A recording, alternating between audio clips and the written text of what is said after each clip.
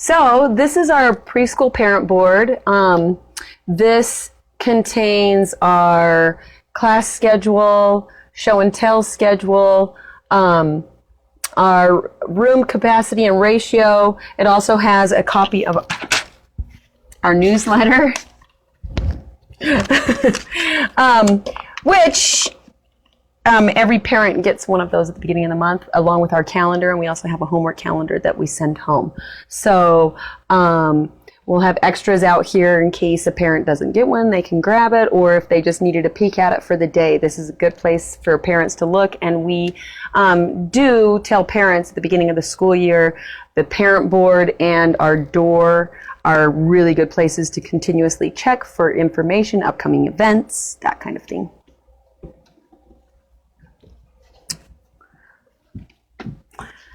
We have the Very Hungry Caterpillar on our door right now because we are heading into a month-long theme of Eric Carle using all of his fabulous books, which also ties in spring and bugs. As you can see, some of our artwork up here is Dr. Seuss. So for the month of February, we learned about Dr. Seuss. So as we finish out the week, all this stuff will come down, and as we complete projects and start with our Eric Carle, new stuff will go up.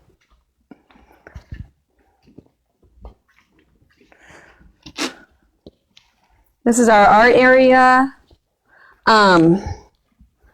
This is used during free play. We offer all kinds of mediums for the children to pick and choose. We made shamrock hats today. Anything extra that we have, we put out on the art shelf so children can continue to utilize the things that they maybe had a lesson on, and then they can explore that during free play.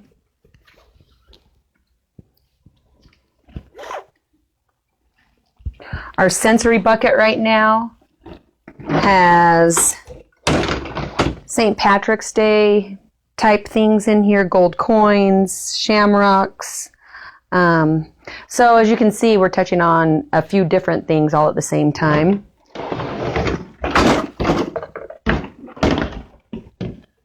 We have housekeeping set up as a traditional style of housekeeping. We spent about 10-15 minutes today, my co-teacher and I, teaching the children how to play in here. We had them just kind of be an audience, and we went through how to play, how to put things away. We pointed out all the labels on everything so they know, and they got to observe exactly how to play in here and how to clean up. We talked about rules, and we talked about how many friends can be in here at one time. Very important, and that's probably not the only time we'll revisit how to play in housekeeping. Sometimes it's really good to, if things are being mistreated, close a center down for a couple of days, and then model that for them again and open it back up. They start to hold each other accountable when they see that their friends are mistreating things and they know that the center's going to get closed down. They're more apt to pointing it out to their friends. Hey, we need to clean up before we get anything else out or before we go somewhere else. This is our circle time area. We do a large group here. We do dancing. We have a job chart over here, so we give jobs away daily. At the beginning of the year, each rocket ship had their picture and also their name. This time of year, a lot of that picture type stuff goes away because they are now recognizing and reading their own name, their friend's name, so just move it along that literacy spectrum. Let's see.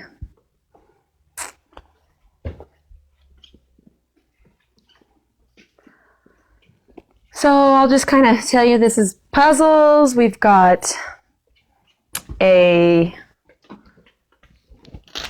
manipulative area, which they can take from this shelf and go to that table to play with items.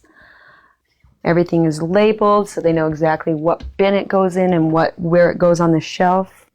We have a writing center. We don't currently have anything in here, but we have been taking our themes and putting theme-based things in here. We had about 5 or 6 of the Dr. Seuss books, the book titles on paper laminated so they can actually, with a picture of the book and what it looks like, so they could practice writing and recognizing those books.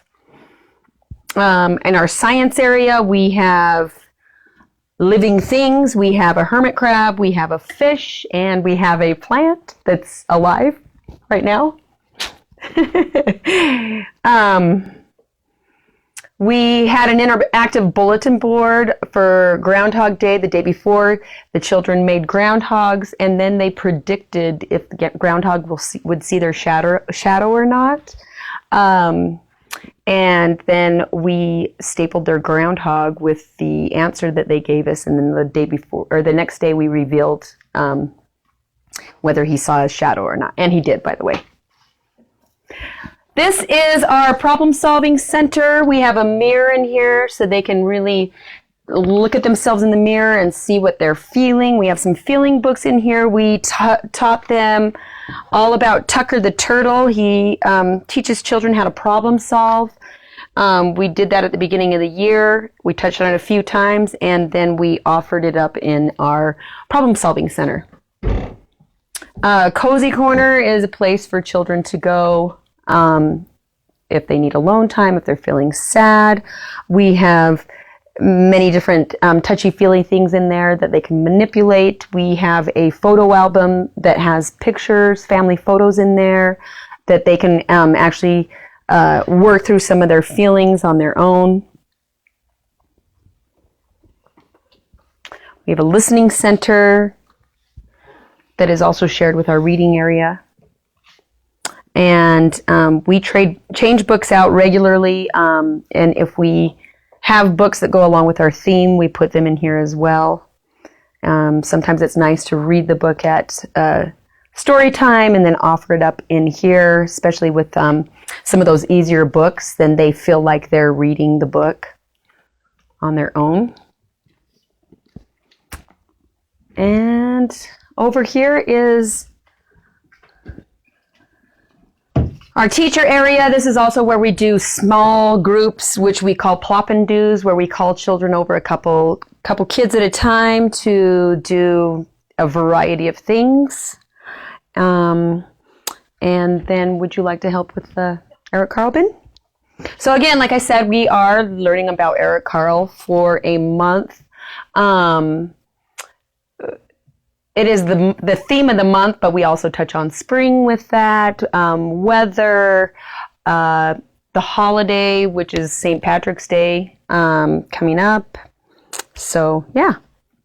So we're not a theme-based center. We are play-based. We're child-based.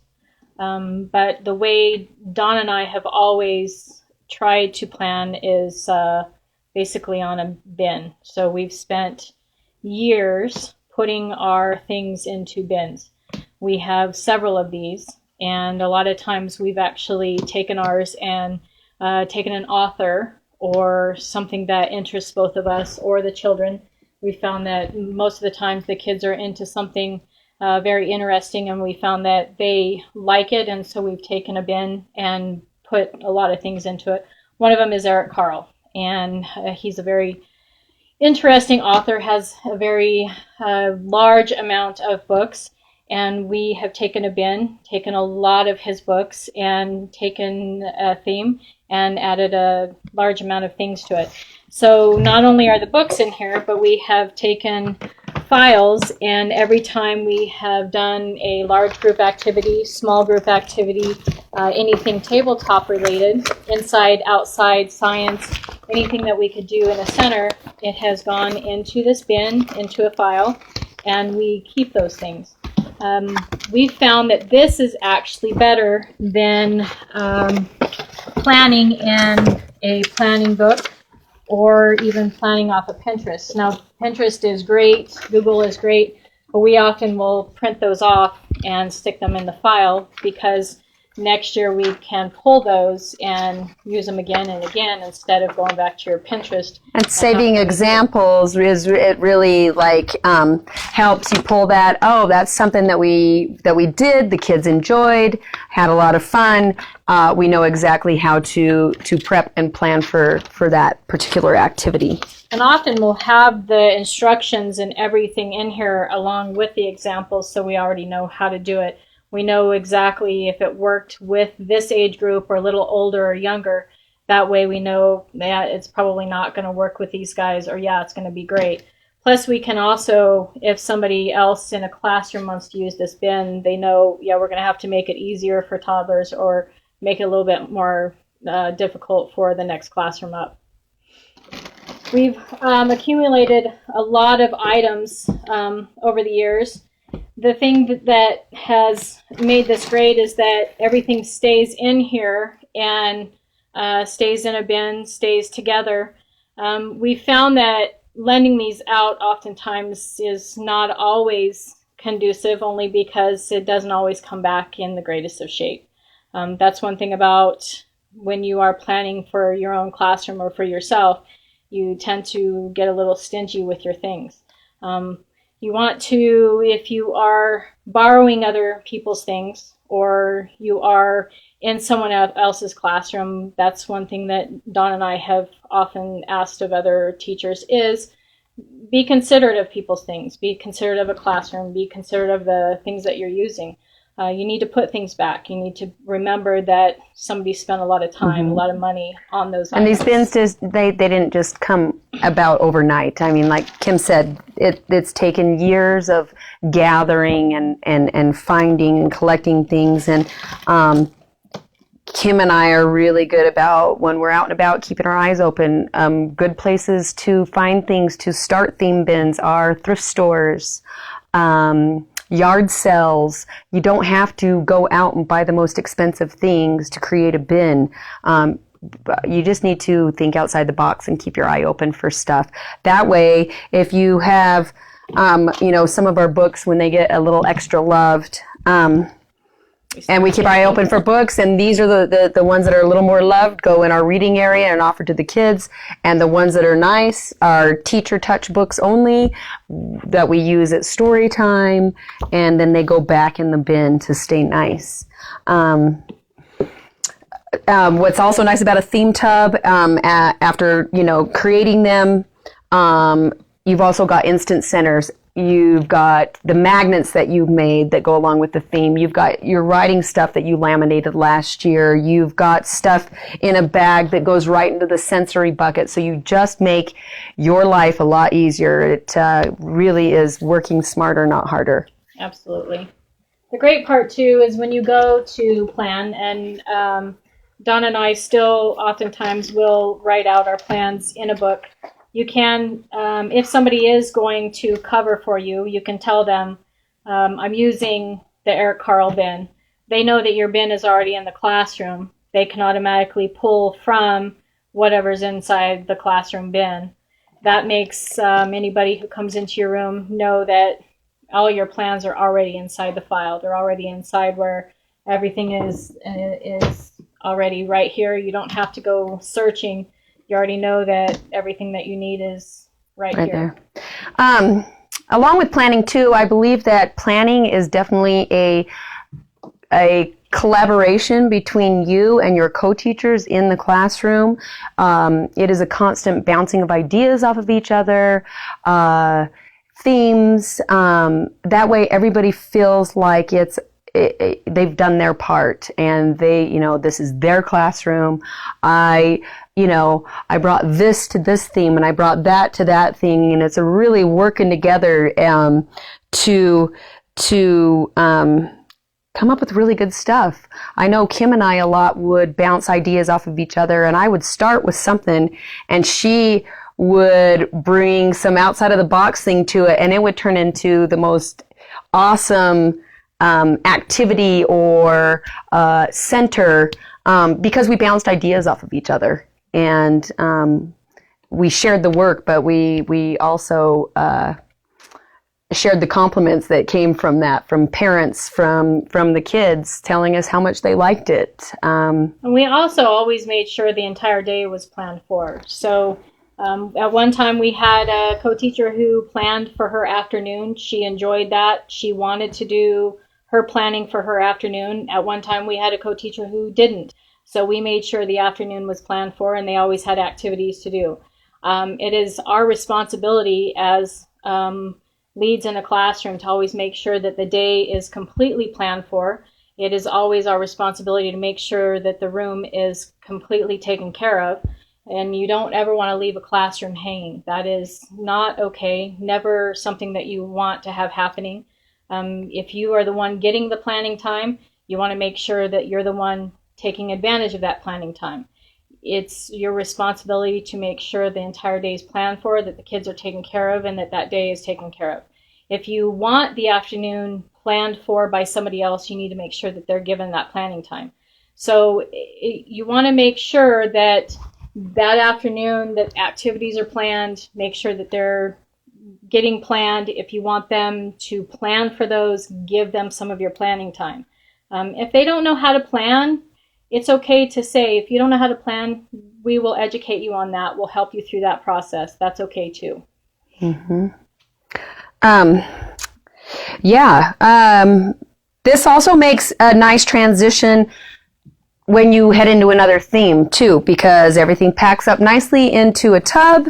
And as you can see, we are finishing out one thing and starting in a new, and our classroom still looks full of life, and parents can walk in and go, oh wow, this is what they learned, and this is what they're learning. Absolutely. So really, when you first sit down to plan, again, I feel like it should be a collaboration between you and your co-teacher or teachers. Start with a blank calendar and then plug in things that you already know are happening. If you go to library every Monday like we do, plug that in, plug the times in. If there's a holiday coming up and you've got a special event or a party, plug all of that stuff in first, and then decide, your themes and what week those themes are going to work for you. Pull books related to the themes, or pull your tubs. Then you can start pulling old activities and saving more work for yourself that's sitting in front of the computer or Pinterest or the mailbox, wherever you get your ideas. Look at what you have first. Use some of that stuff that really, is you already know is foolproof because you've done it for the last 2 or 3 years. And then go back and fill in the blanks with new ideas. And I think finding new things to do too kind of helps keep you motivated as a teacher. I mean, some of this stuff, after you've done it 6, 7, 8 years in a row, it gets a little mundane to you, not so much to the children. It might be their first time of doing it. But I think plugging in new things that you haven't tried yet really help you keep your head in the game as a teacher. Well, and I think if there's a developmental milestone too that your kids are missing, you can also focus on, hey, I need to get to that. I know our kids, sometimes their scissor skills were skipping out, or we were missing our fine motor skills, or we knew this kid was really needing this. So we would make sure those activities were not skipped in that week or that month. And so we would make sure we planned those activities.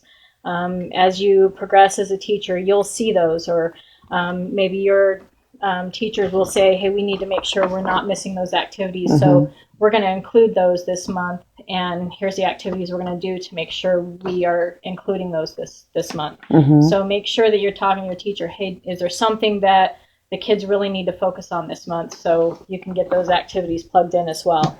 There's a lot of fun activities they don't even know they're learning while they're getting to do fun things.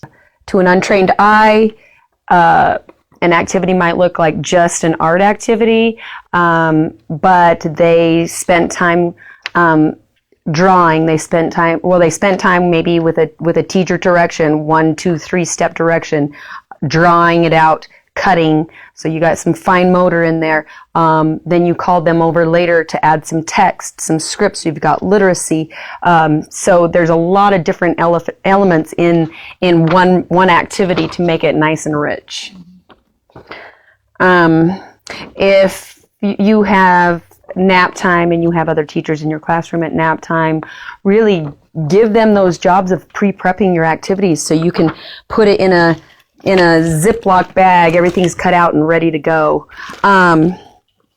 Make the activity individualized. Maybe you have kids that have scissor skills that are awesome, that they don't need everything cut out for them, but maybe you have one or two kiddos that do. The activity does not need to look identical for each child. It all depends on where they're at, and then placing yourself next to those children or pairing them with a student to help move them along that activity. So everybody's being challenged in their own way. We are basing all of our curriculum on a creative curriculum, style curriculum, and it is very intensive. So it's something that I can't tell you in a 5-minute synopsis of what it is. So it is very literacy based. We do include a lot of literature and into both centers and into all of the centers in our classroom. It is something that if you want more information, we are going to be making sure that all of our staff are educated on that, hopefully doing another training. But it does allow a lot of play-based learning. It does touch on all of the developmental aspects of a child. We make sure that that's why we do all this. That's why we make sure that, like she said, you are cross-curricular on everything that they're learning, making sure that we touch on every aspect so that when they get into kindergarten, they have learned all the aspects of what they need to know when they reach that stage. That's something that we need to make sure that we're training each of our staff on. But it is very child-focused, purposeful play. But that is the main focus of what Dawn and I do and why we do this way.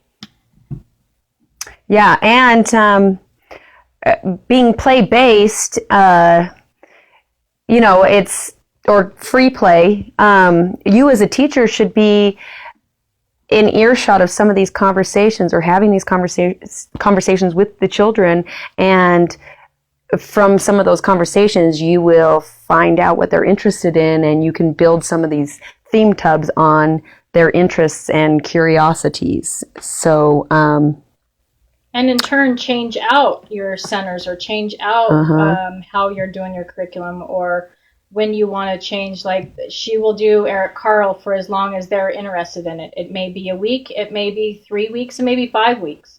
You just don't know how long they will find this interesting, and each classroom will be different. That's one thing that we have heard, I will be doing this for 3 weeks. That's not how you do any kind of theme or any kind of curriculum in a classroom, and that's what we do believe. When it is play-based, you watch a child, you watch a classroom, and it is based on each child's need and each child's interest in something. And that's what we've always done in our classrooms, is we watch what they're interested in. That's how these bins came about, was just some interest that we saw that the children, where they were at. And every time we do this, we do it as long as they show interest. If they don't show any interest, we pull it. For example, the Very Hungry Caterpillar, I think throughout the month, they love, or they have in the past, again, each year, each group is different, but I can't tell you how many times throughout the month we read this Very Hungry Caterpillar over and over in a different way. And by the end of it, you could set this book out anywhere in the room and you can hear them in earshot reading the book to their friends, to themselves.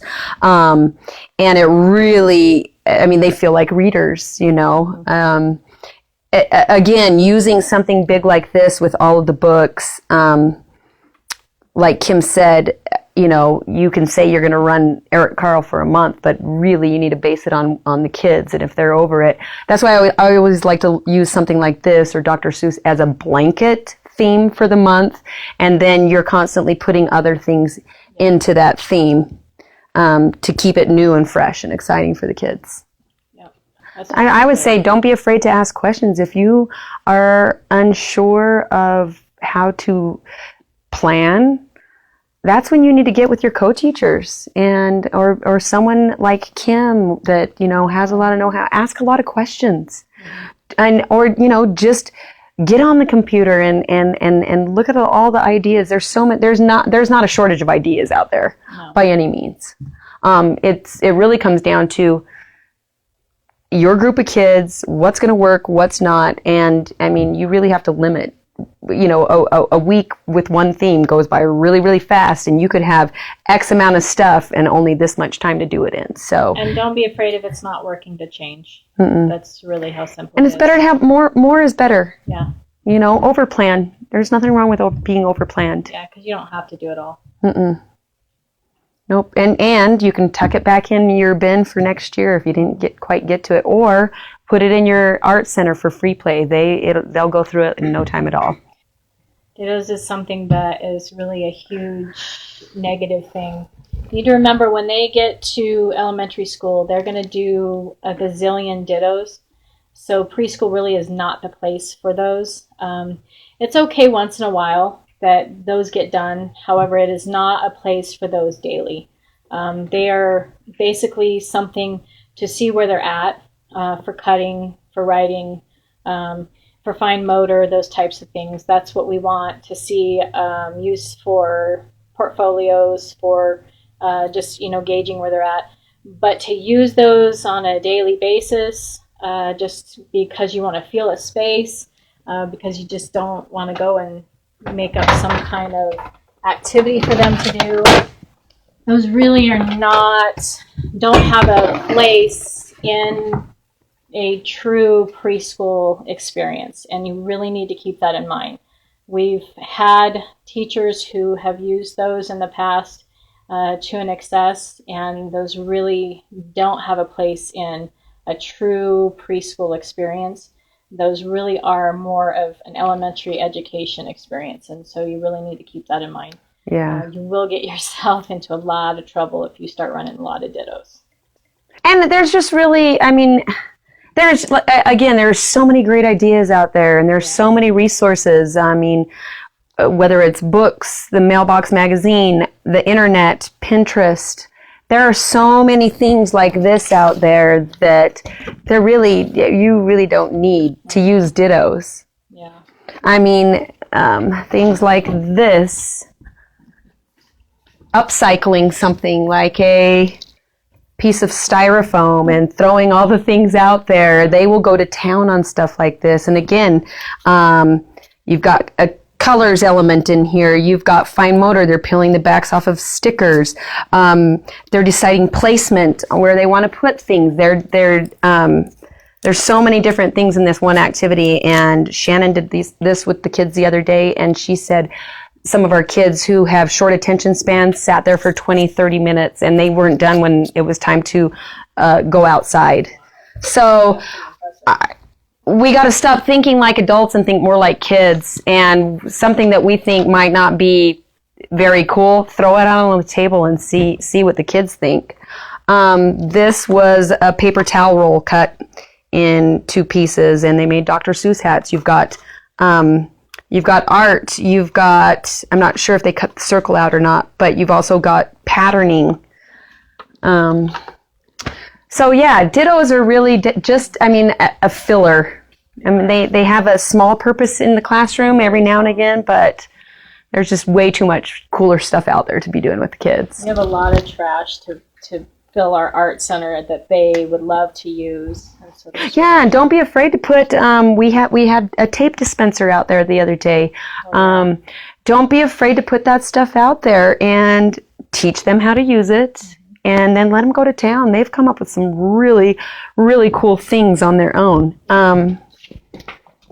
We've got a collection over here of collages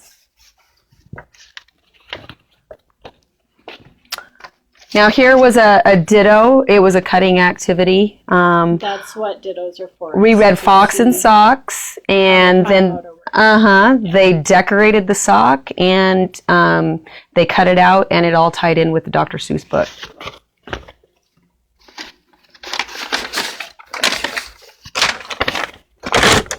This was an activity that we did with the kids, and we had extra copies of it. We threw it out on the art table and just let them go to town however they wanted to.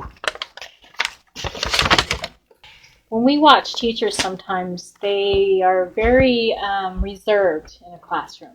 And I can tell you that our room, I think, got watched more than probably anybody's because we would tend to dance and do the crazy stuff that most teachers, I think, are afraid to do. You have to remember that kids have no filter when it comes to watching teachers. And as a matter of fact, I think our kids would get more involved because they would see us. And you do have kids that are very, very afraid sometimes to. They're not comfortable in their own skin yet to move their body, but they see their teachers who are these grown-ups who are, acting like. Yeah. It helps to make them more comfortable and to want to. If they'll do it, then I'm going to do it. And so we'd have kids, and these moms would say, there is no way they're going to do that. And within the week, they were dancing or doing the silly things that we were doing.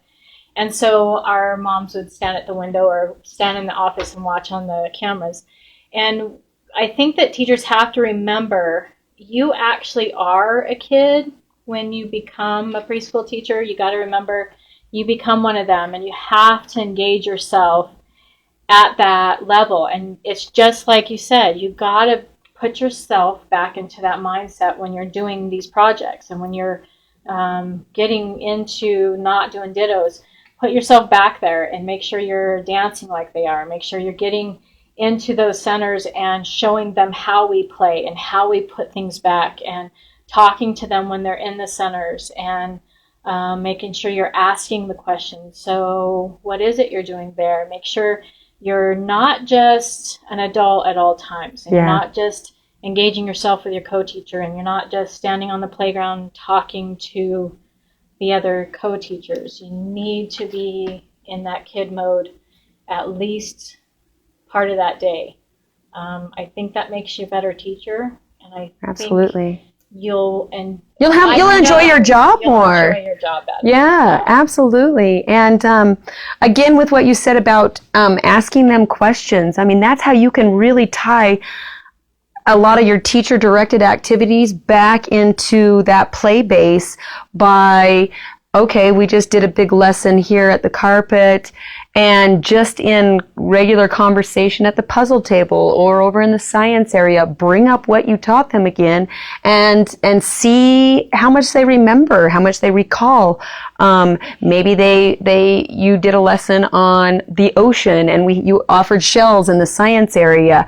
Let them, recall from holding a shell what you talked about at the carpet. I mean, that's really how you tie everything that you're doing as an educator into the classroom. And then they take these conversations home with them, and they tie them into their conversations they're having with their parents. One thing I'd like to point out is we have a question board over there by our file, which parents should be checking daily. It says, ask your child about, and we usually will pose a question up there that has to do with either maybe a science experiment we did that day, an activity, a book we read. We've put it in our newsletter. So parents can go home and really say, hey, tell me about this. It's not a vague question of, how was your day? What did you do? Because typically the answer that you're going to get is, oh, I ate lunch. I played outside. Yeah, but if you say, what Dr. Seuss book did you read today? Oh, we read The Cat in the Hat, and we painted hats today. I mean, it really helps children at this age to carry on full conversations. I think the other thing too is I don't want them to forget while they're being kids to also have expectations of our children. Dawn and I are probably two of the toughest teachers that have ever gone through these centers. And that does not mean that we do not highly, highly love these children. However, we do also put a lot of expectations on these children. So we also, want the children to achieve a lot, which means that there are rules, there are follow through. That means that we have rules and follow through for our parents as well. So we ask a lot of the kids, we ask a lot of our parents, and we want our children to follow those rules as do we want our parents. So there are times that the kids may not be happy with the fact that we've asked you to behave in a certain manner and that you've made poor choices. So therefore, there are consequences for those choices. So the love and logic comes in for the children. The love and logic comes in for the parents. And we do base our center off of love and logic. And we actually have all the CDs and the trainings for that. So we ask our staff to listen to all that. And if parents need that, we ask them to go through that as well. So along with being a kid and asking our staff to stay in that mindset, I also ask our staff not to get into that too far, that they do not forget that there are also guidelines to make sure that they are keeping our children in line as well. Mm-hmm. Yeah, and I think a lot of that goes back to, they see us getting silly and having fun and being goofy. They see that light, fun, bubbly Miss Kim. But then, you know what? When she's addressing a child that's made a poor choice and, you've got to get down on their level and you use your stern voice now. But then 2 seconds later, you're back being silly with them. And it's a nice little mixture. It really seems to work because they get to see you, not just one way all the time, strict and stern and, I love you, but there are rules. Yes, exactly, exactly. Which I'm sure most of these kids get at home too. They get fun mom and dad. They get mom and dad who say, I've had enough, you're missing out, there's rules. You just got to bring a nice blend of yourself to the classroom. Absolutely. And at the end of the day, just let these kiddos know how much you love them. Yeah, I mean, I love these kids like they're my own. Yep. And a lot of work goes into planning and prepping, and the payoff is huge. Though when you do all the footwork, the payoff is huge, and it shows in the kids. And you sit down at conferences at the beginning of the year with parents and show them some of their firsts, and parents are even like, oh, are we ever going to get there? And you sit down at the spring conferences and you show them, this is what they did at the beginning of the year, this is how they wrote their name at the beginning of the year, and this is what they're doing now. And I mean, it is, even with some of our kiddos that are a little behind, you show them a portfolio, and there's always growth. I've never seen a kid leave our program without showing some sort of growth in all areas. So what we do works here.